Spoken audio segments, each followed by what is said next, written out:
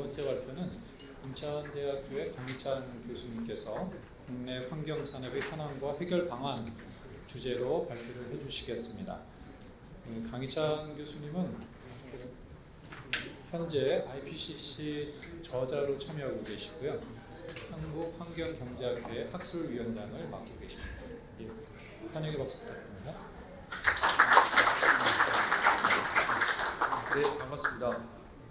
처음에 이 의뢰를 받았을 때 굉장히 긴장하고 많이 떨었었는데 다시 생각해보니까 떨을 일은 아니더라고요. 왜냐하면 전 잘 모르거든요. 한림원을. 그래서 모르니까 저는 편하게 말씀드리려고 했습니다. 많이 어르신분 계시고 또 선배님들 계신 거 알겠지만 제가 잘 모르니까 저는 오늘 제가 할 말 하고 내려가겠습니다. 앞서서 우리 유주철 차관님께서 많은 좋은 설명해 주셨는데요. 제가 오늘 말씀드릴 내용은 환경산업의 정의, 그다음에 시장, 우리가 지금 어떤 상황이 있는지, 또 문제점, 그리고 약간의 제가 아는 한도 내에서의 나름대로의 문제점 해결 방안 이런 순서로 한번 말씀드리도록 하겠습니다. 잘 아시다시피 환경산업의 정의, 범위 특징이라고 한다면 OECD가 얘기하는 것도 있고 또 우리나라가 이야기하는 것도 있는데 크게는 여기 나와 있는 게 몇 개죠? 하나, 둘, 8개죠. 8개 정도로 범주로 한번 우리가 생각해 볼 수가 있습니다. 자원순환 관리, RCP 폐기물 관리고요, 물 관리, 환경 보건, 복구, 그리고 기후 변화 대응, 그다음에 대기 관리, 그다음에 안전, 그다음에 보건, 지속 가능한 환경 및 자원, 환경 지식의 정보, 그러니까 DB랑 관련된 그런 8가지 정도 크게 나눠집니다.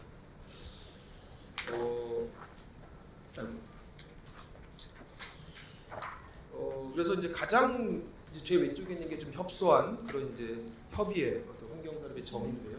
오염관리근로이라고 보통 이야기를 합니다. 그리고 제일 오른쪽에 있는 게 가장 광의의 환경산업이라고 얘기를 하죠. 그래서 기본적으로 우리가 전통적으로 알고 있는 그런 오염관리 그룹뿐만 아니라 그 다음에 에너지 효율 개선이 이제 중간에 들어가는 거고, 그 다음에 이제 제일 이제 가장 큰 개념은 그 관련해서 이제 재생에너지까지 그리고 포함되는 그런 개념들을 우리가 보통 환경산업의 개념으로 이야기를 합니다. 여기 쭉 나와 있는 것들이 우리가 기본적으로 우리가 통계를 작성할 때 넣는 환경산업의 범위입니다.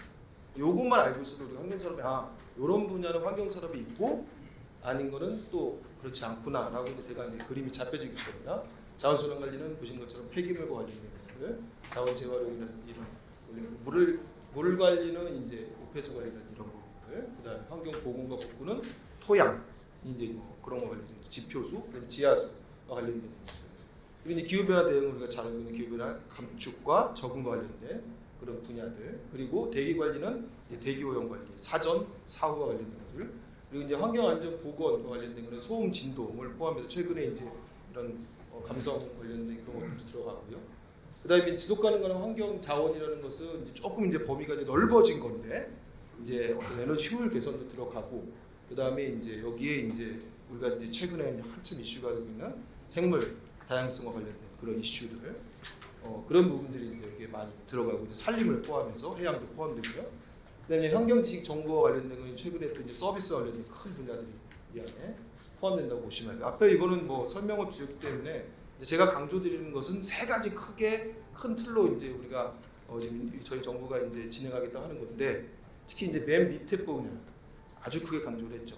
환경 산업을 뭔가 국가의 하나의 성장 동력의 하나로 키우겠다라는 게 이제 저희의 어떤 환경부의 큰 야심찬 어떤 계획이라고 볼 수가 있겠습니다. 여기 보시면 나온 것처럼 3대 유망 녹색 신산업을 육성하겠다. 탄소 중립 관련된 거, 순환 경제 관련된 거, 물과 관련된 거.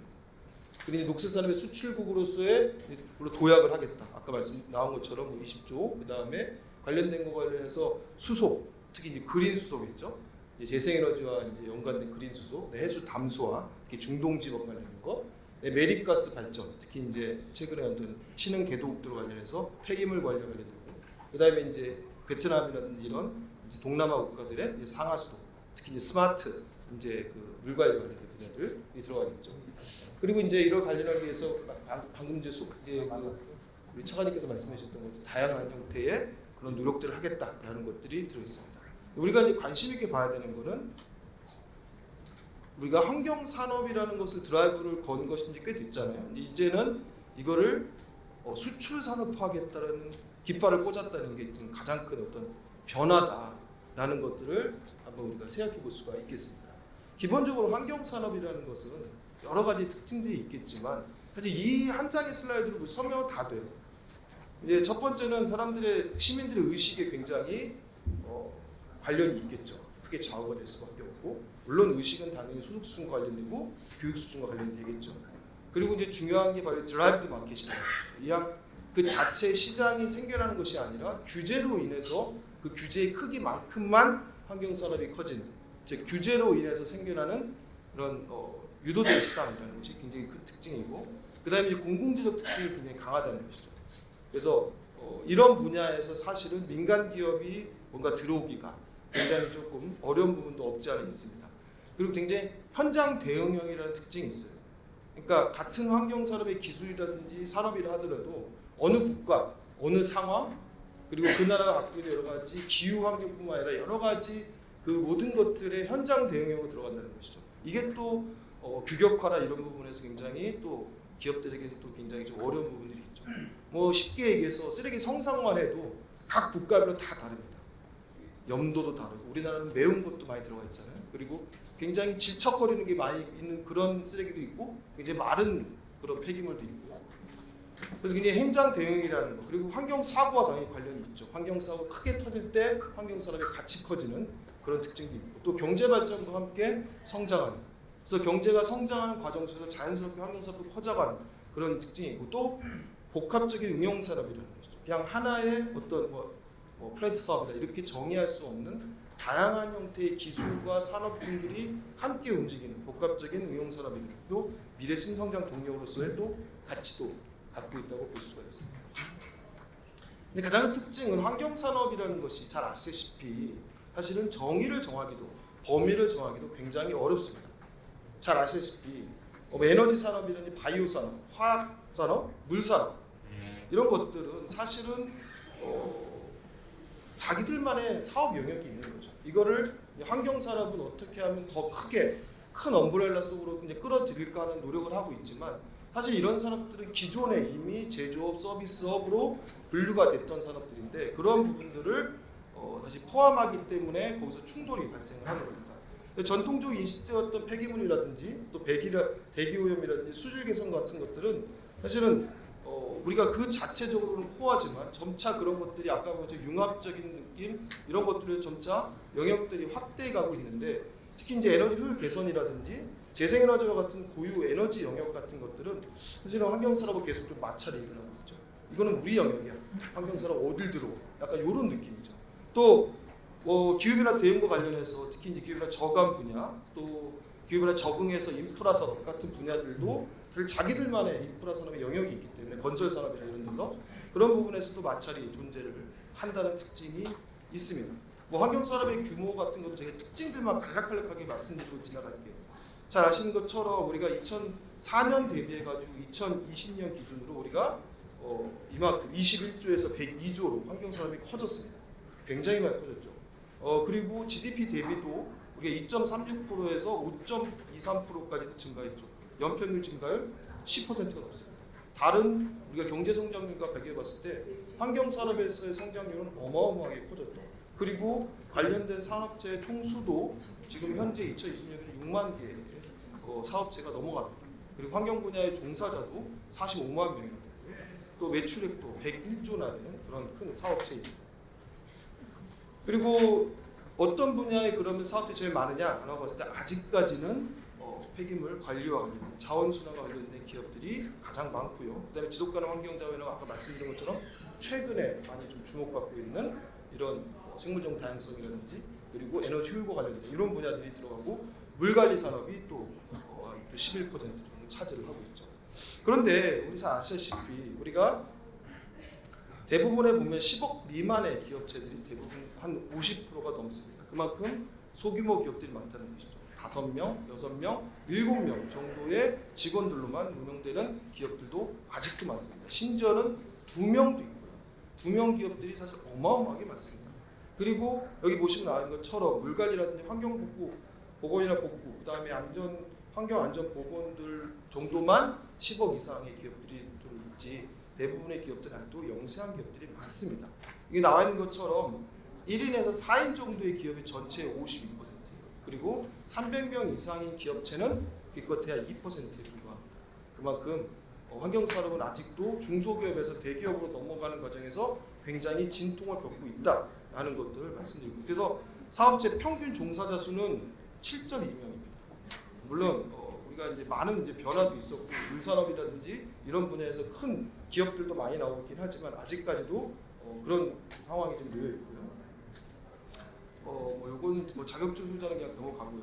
자, 그래서 환경산업의 문제점들을 일단 보면 어떨까요? 첫 번째, 국내 시장은 기본적으로 협소합니다. 아유, 무슨 소리냐? 우리나라 환경시장이 국내적으로 얼마나 큰데? 예, 맞습니다. 지금까지 엄청 커왔고 규제를 기반으로 해가지고 환경산업이 굉장히 커왔죠. 하지만 지금은 포화 상태로 보통 얘기를 합니다.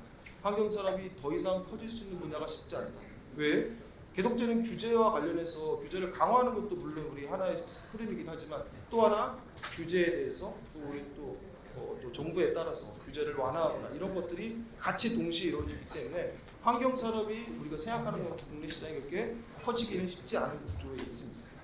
물론 계속해서 우리가 경제 성장을 하고 국민들의 소득이 증가하면서 인식이 변하고 그러면서 환경 관련된 규제에 대한 압박이 더 커지겠지만 그럼에도 불구하고 현재 환경 시장에서의 어떤 성장 가능성이 크다라고 보기는 어려운 부분이 있죠.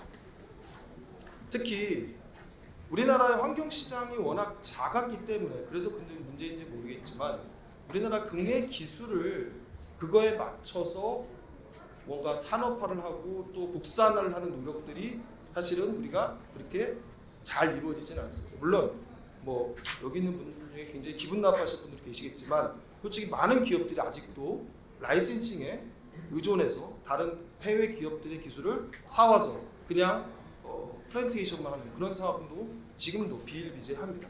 그렇기 때문에 근데 그건 당연한 게 우리나라 국내 시장이 워낙 뭔가 국산화를 하고 시장을 키워내고 어떤 기업을 키우기에는 국내 시장이 그만큼 매력적이지는 않았다는 얘기죠.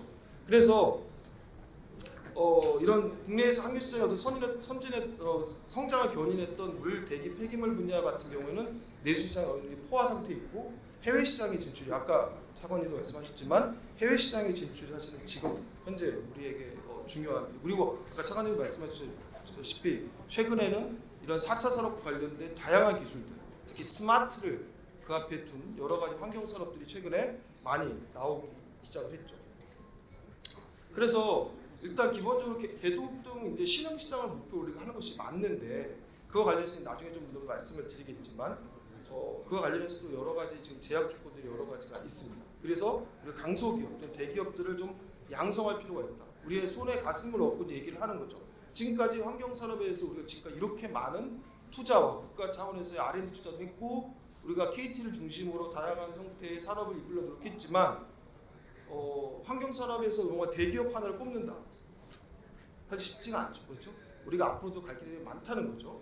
대기업들을 양성할 필요가 있다는 부분이고, 그리고 그 관련해서도 향후에 이제 어떤 가능성 분야라든지 이런 부분에서는 화학물질 관련된 산업이라든지 또 기후변화 대응 분야, 생물종 다양성 관련된 다양한 사업들이 지금 현재 우리가 가능성을 놓고 보고 특히나 아까도 이제 발표에서 말씀드렸다시피 패키지화가 중요하다.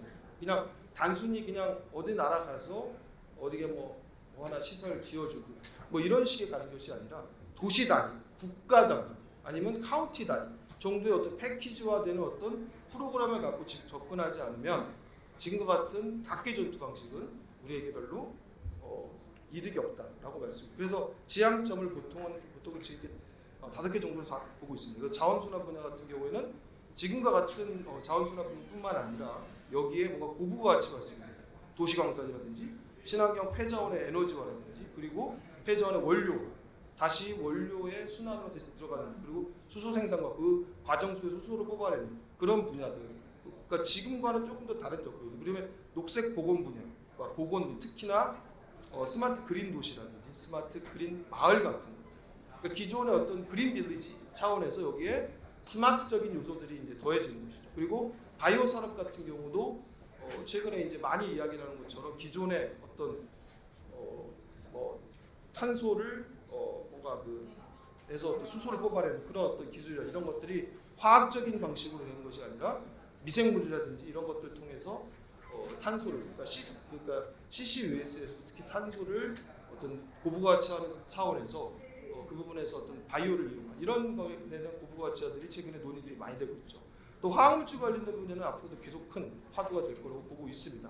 그냥 화학물질 관련해서는 전 세계적으로 관련 규제들이 점점 강화되고 있고 우리나라도 이제 대수출 전략 차원에서 화학물질에 대한 관리에서 우리가 앞으로 이런 쪽의 시장이 더 커질 수밖에 없고 특히 물 관리와 관련해서 이제 스마트를 이제 포함시킨 그런 상하수도 시스템이라든지 그리고 특히 이제 DB라든지 이런 관련해서 어떤 DB를 구축해주고 이런 관리해주는 환경의 어떤 지식과 정보 이런 분야가 앞으로 유명할 수밖에 없는 분야라고 볼 수가 있습니다. 그런데 이제 글로벌 시장으로 나간다라고 봤을 때 우리는 그러면 어떻게 그러면 전략을 짤 것이냐라고 봤을 때 지금 전 세계적으로 봤을 때 환경 시장은 북미 시장이 제일 크죠. 한 34% 제일 크고 유럽 시장도 큽니다. 즉 전 세계의 선진국 시장이 환경 시장이 크죠. 그리고 이제 아시아도 그다음에 개도국 시장이 그 다음으로 이제 볼 수가 있는데 최근에 가장 크게 성장한 시장은 중동 시장. 특히 이제 중동 시장은 커질 수밖에 없는 게 당연히 해수 감소하겠죠. 그리고 여러 가지 이제 경제가 성장하면서 나오는 폐기물 폐자원화를 분야가 저는 크다고 볼 수가 있어요. 그래서 성장률을 봤을 때 중동이라든지 아프리카라든지 아시아 국가들이 성장률이 커진다고 볼 수가 있겠습니다. 그리고 이제 전 세계 환경 시장이 커질 거다라고 이제 그렇게 이제 예측하는 그런 기관이 있고 또 중동이나 아시아, 중남미 아까도 말씀드린 것처럼 아프리카 같은 국가들이 커질 것이다라고 보는 그리고 아까 말씀드린 그런 선진국들은 물론 커지겠지만 그런 것들이 다른 기존에 이미 어느 정도 성장이 되기 때문에 포화 정도의 상태에 이르렀다고 보고 있는 것이죠. 특히 물 시장 관련된 규모에 대해서 굉장히 향후에 성장 가능성을 크게 보고 있습니다. 그래서 물론 폐기물이라든지 이런 것들이 두 번째 이렇게 나와 있긴 하지만 물 시장 관련된 시장을 가장 성장이 높은 가능성으로 그렇게 보고 있는 상태죠. 근데 이제 우리나라의 환경 산업의 수출액을 봤을 때는 사실은 계속 이렇게 녹색으로 나타내는 것도 사업체당으로 보거나 아니면 전체로 보더라도 정체됐거나 줄어들고 있는 상태. 심각합니다. 사실 이거는 우리 같이 고민해봐야 됩니다. 국내 환경 시장은 커지고 환경 산업이 커진지는 모르겠지만 해외 시장으로 놓고 우리가 눈을 돌려봤을 때 우리의 수출 경쟁력은 정체돼 있다. 한마디로 이렇게 정의할 수 있겠습니다. 특히 수출 업체 중에 100억 이상의 기업이 전체의 94.7%를 차지합니다. 즉 무슨 얘기냐? 중소기업은 해외 진출을 할 수가 없다는 얘기입니다. 대기업만 해외 진출을 하고 있다는 것이죠. 그리고 전체 우리가 환경 매출 중에 그러면 우리가 수출이 차지하는 비중은 얼마냐? 고작 9.6%. 나머지는 다 아직도 국내 시장에 머물러 있다는 것이죠. 그리고 수출을 기준으로 보면 중동, 동남아, 중국, 선진국 순으로 되어 있습니다. 선진국을 기준으로 하자 우리가 중동이나 동남아, 중국을 겨냥하고 있던 것은 제대로 타겟팅을 한 거예요.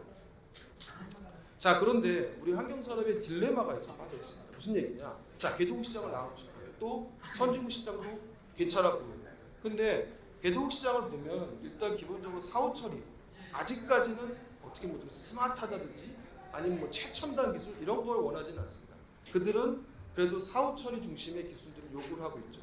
그런데 기술 경쟁력 측면에 봤을 때 선진국들이 이미 선점한 기술들이 많습니다. 우리가 뭔가 국산화해서 이제서야 들어가기에는 이미 선진국들은 관련된 기술들을 굉장히 높은 수준으로 갖고 있는 것이죠. 그래서 국산화를 하려고 하면 사실 굉장히 힘든 그런 기간을 지날 수밖에 없는 그런 상황. 이미 선진국들은 그쪽 기술이 돼 있다는 거죠. 근데 우리가 지금 상태에서 국산화하려면 굉장히 드라이브를 세게 걸어야 되는 것이죠.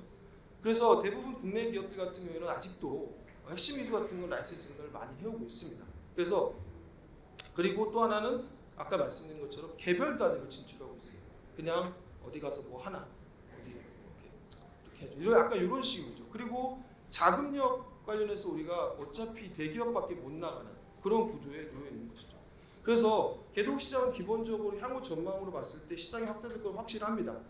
그렇지만 잘 아시다시피 개도국 시장은 당연히 불확실성이 굉장히 크죠.